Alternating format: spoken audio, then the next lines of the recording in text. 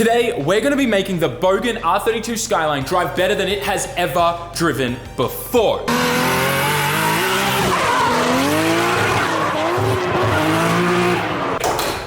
When people think of Skylines, the number one thing that comes to mind is RB engine package, that iconic sound.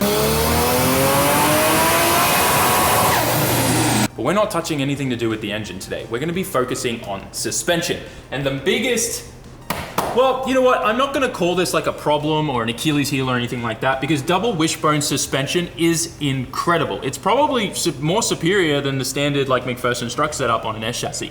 But when it comes to drifting, there's nothing simpler or better and easier to understand and also get that handling feedback response for the driver than a MacPherson strut setup like in an S chassis. So today, we're gonna be taking all the double wishbone suspension components out of the front end of this Bogan 32 Skyline, and we're gonna be converting it to a MacPherson strut setup. But we've got a lot of cutting, chopping, and welding to do, because we're not just gonna be drilling holes here, we're gonna be changing the whole strut top to an S chassis one. This is an S15 strut tower, and as you can probably tell, it's shaped very differently than the Skyline one. So we can't just, buy one of these or cut one of these out of a bad shell and weld it into the Skyline. It's just not gonna work.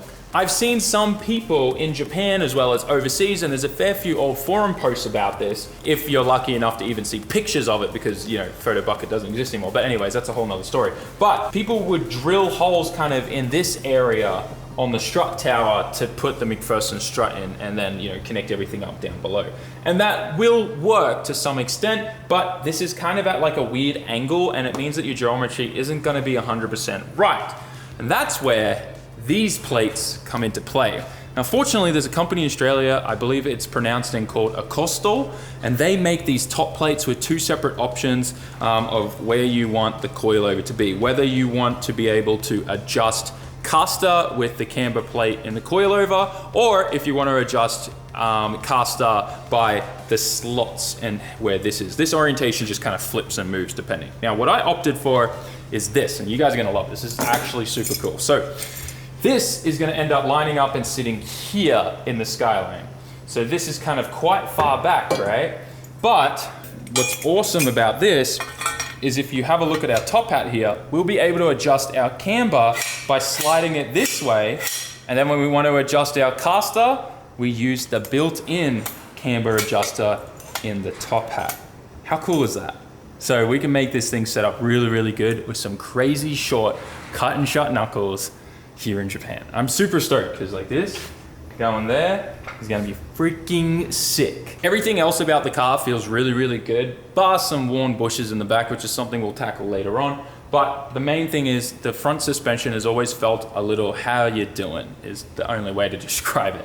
Double wishbone stuff is really good for circuit applications and racing and stuff, and arguably also in drifting. It's just a little more complicated and a little harder to wrap your head around to get the car to react and feel the way that you want it to, but also there's a lot more going on in there, so you don't have as much space. So I really wanted to simplify it, but also get that crazy kind of Japanese drifting style kind of feedback and feeling out of the car. So we're gonna make it feel like an S chassis. I don't think anyone's gonna complain about that, and I'm sure there's a lot of you guys watching at home, especially in the States, and you wanna do the same thing. So stick around and find out, 'cause it's actually a lot simpler than you think.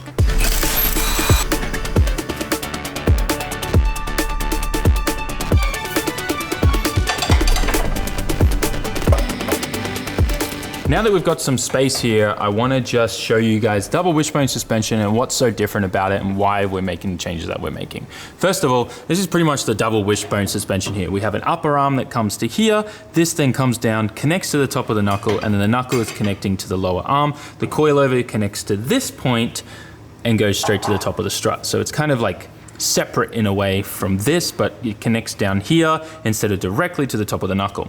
Now, the main thing is this whole arm moves, right? This top arm here kind of pivots as a pivot point, which is why you can kind of get the idea of why this is called a double wishbone suspension. Think of it as this and that, and it going like that, right? Now, as this compresses, it's going to send this up. And you can actually see that in the top of the strut, we've got clearancing here with this big kind of hump here. Now, if you actually want to slam your car, a lot of people will just cut that out entirely if they don't care and they want it to scrape on the ground. But this is all occupying space that we kind of want to use. And it makes things difficult, it gets in the way, it makes things overcomplicated, and you can actually see wheel and tire has been rubbing and hitting all of this. So taking all of this out is just going to make our life so much easier, and going to the S chassis thing means parts are more readily available, and it just means that it's also easier for us to set up and get it feeling good without having all of this stuff in the way and overcomplicating things. So I'm going to take all of that out.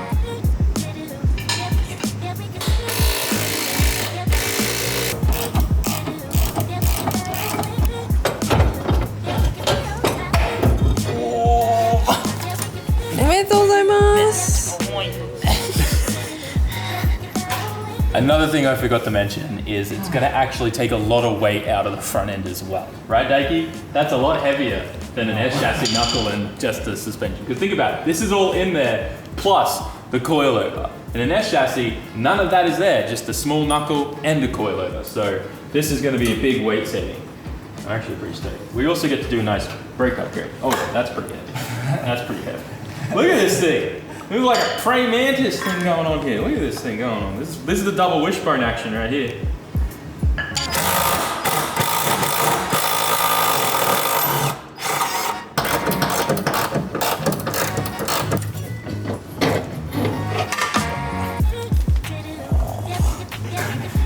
It's almost half the length as you.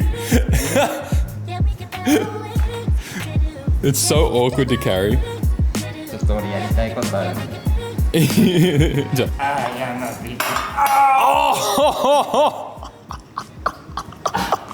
Nice job.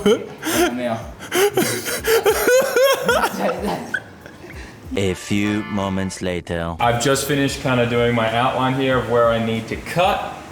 It's going to involve a few different tools, but I'm going to start with an angle grinder and kind of just get the rest with an air saw and a belt sander. We got the protection on. I've seen the eye doctor too many times recently getting metal pieces out, so time to chop her up. This feels so weird.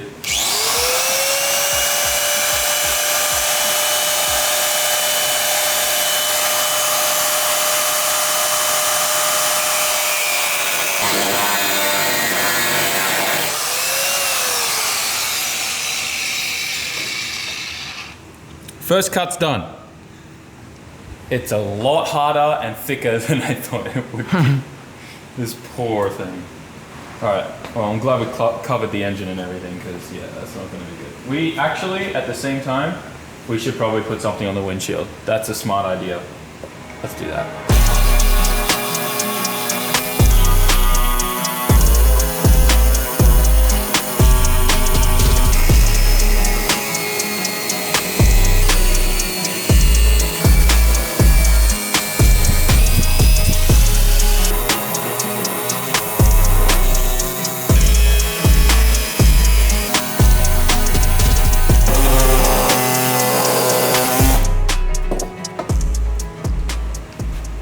Do you need new strut tops for your R32 because they're rusted out?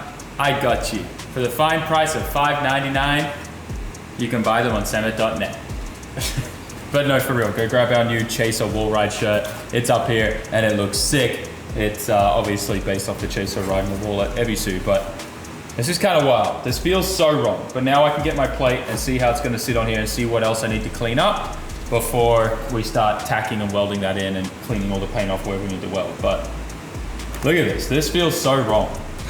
That's dikey.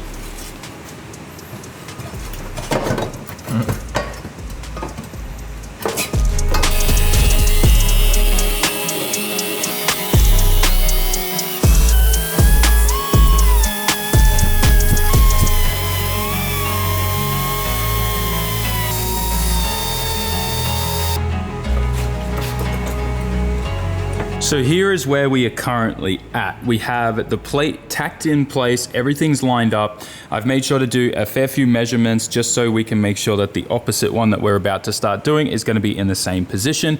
After speaking with the person that makes these, Stewie, he's given me a fair few tips, and pretty much the main thing is we wanna try and get this as straight as possible when installing it, so that way we can take full advantage of the correct geometry and also not having any issues with the coilover, bottoming out or hitting on the inside of the plate on the inside here. Let me show you this part here. So when the coilovers here, you want to make sure that there's enough clearance there so that it can be at a particular angle so that we can get pretty much the best feel out of this thing. Otherwise though, that's about it. I'm about to start cutting the other side and tack that one in place, make sure everything's all good and checks out, and then we can just pretty much weld and glue these things in permanently, and we're good. Obviously, I'm not gonna be repainting the engine bay in here. What we're gonna be doing is I'm using my zinc weld through primer everywhere that we're gonna be welding, and then I will pretty much just be doing a standard kind of like, you know, like a steel it kind of black, maybe a bit of black gloss on it, but that's it. Not gonna care too much about these.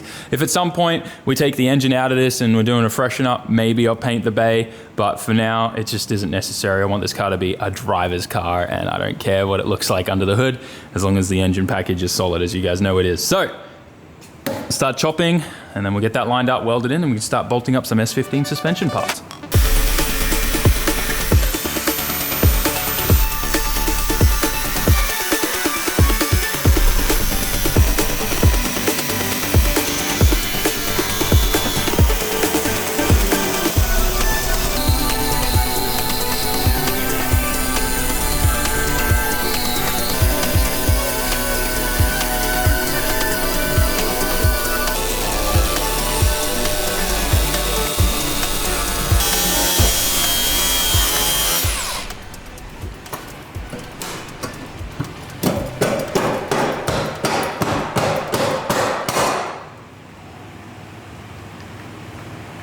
This doesn't feel any better the second time you do it. It still feels so wrong. She's out. Big old hole.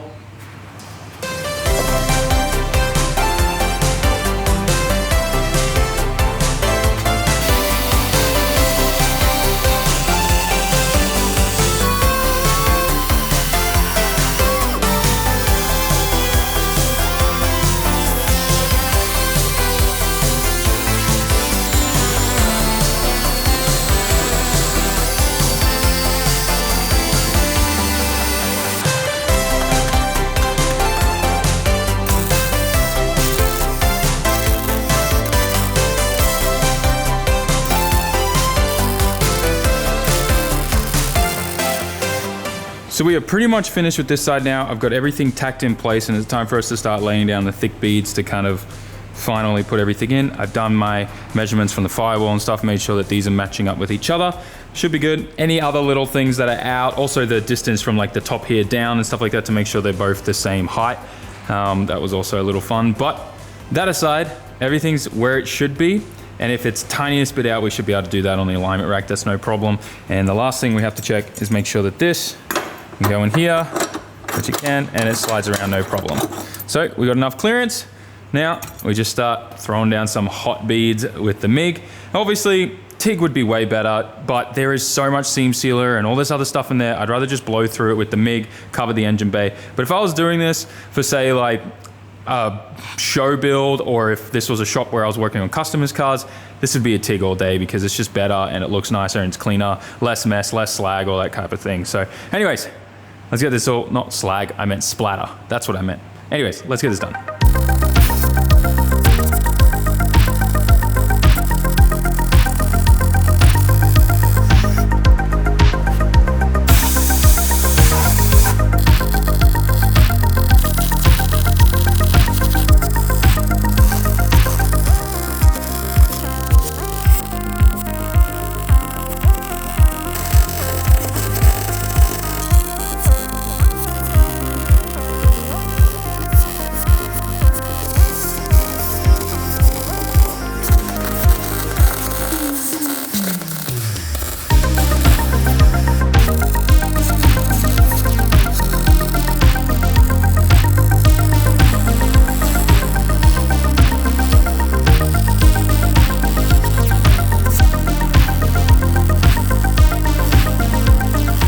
And we are now finished.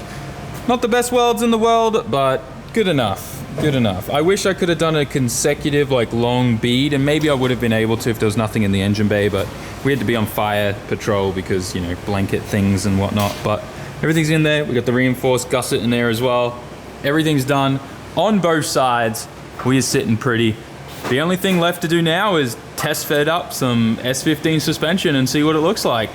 I am really excited because we're about to put an S14-15 knuckle on the Skyline. And I cannot tell you just how much I'm excited to see how the car's gonna feel. It's a Skyline chassis, but we're gonna have a MacPherson strut in the top. Everyone I've spoken to that has done this conversion, even with just drilling holes in the strut tower to like kind of, you know, MacGyver it or backyard mechanics it to make it work, said that it changed the car and made it incredible. So this knuckle here is not an OEM knuckle. This is actually a brand new knuckle that's available on the market in Japan currently. It's called a base knuckle, and it's essentially a fully machined knuckle, but has a ton of geometry things done to it, and obviously the pickup point for the tie rod is very different for a lot of angle. They're claiming that this, I think I've read somewhere along 60 to 70 degrees, but I don't know. We will see. Obviously, it depends on lower arm setup and stuff like that. But I think Daikie's going to be testing these soon too on his lights car. But I have this, so I'm going to test it and use it. You can actually see it's kind of like this little thing here.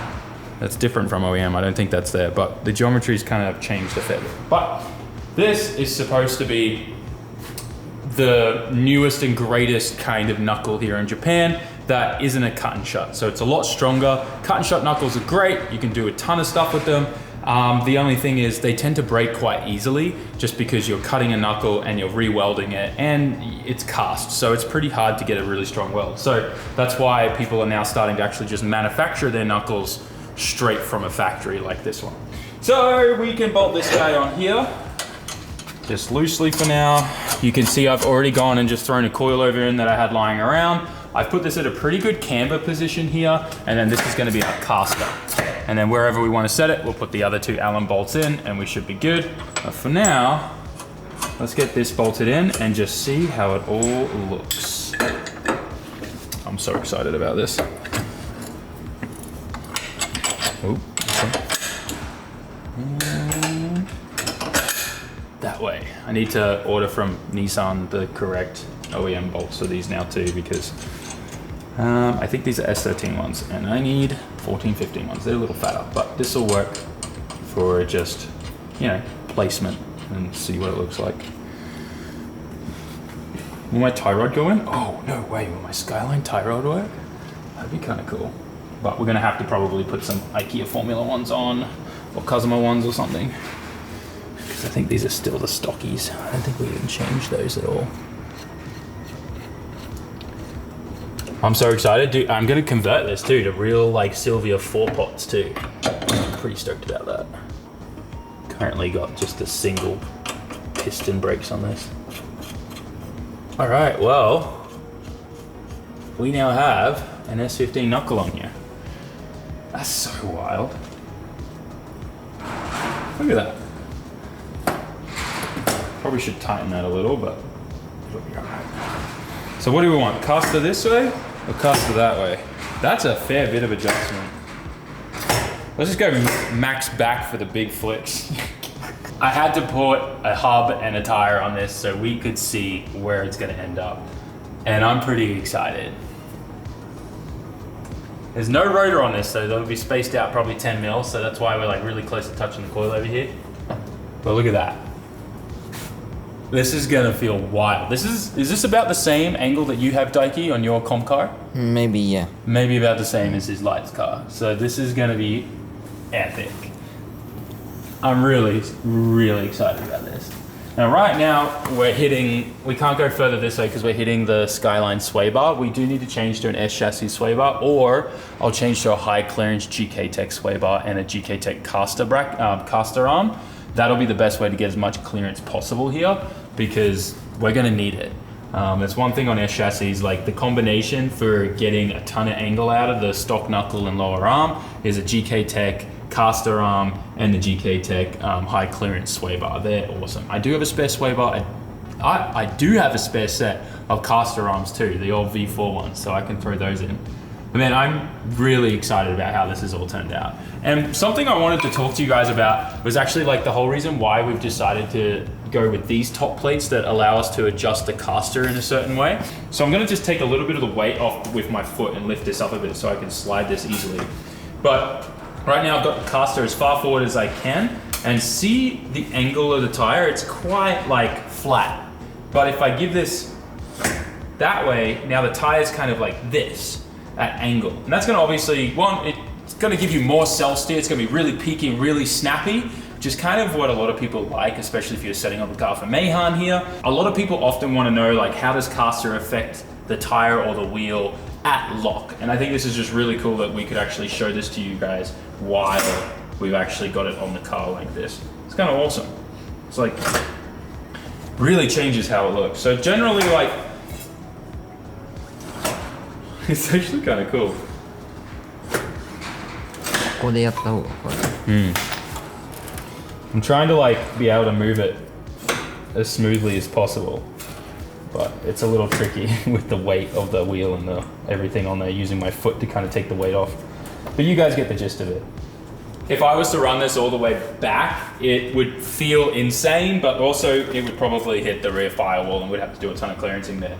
But for now, I think we're going to be happy where it is there, and we will play around with it once we get it on alignment rack. But I'm really excited for this. We obviously have a lot of stuff still that we need to do to finish this, and we're waiting for a bunch of parts to arrive. We're going to paint, you know, probably just chassis black the tops and stuff like that. But yeah, I'm stoked.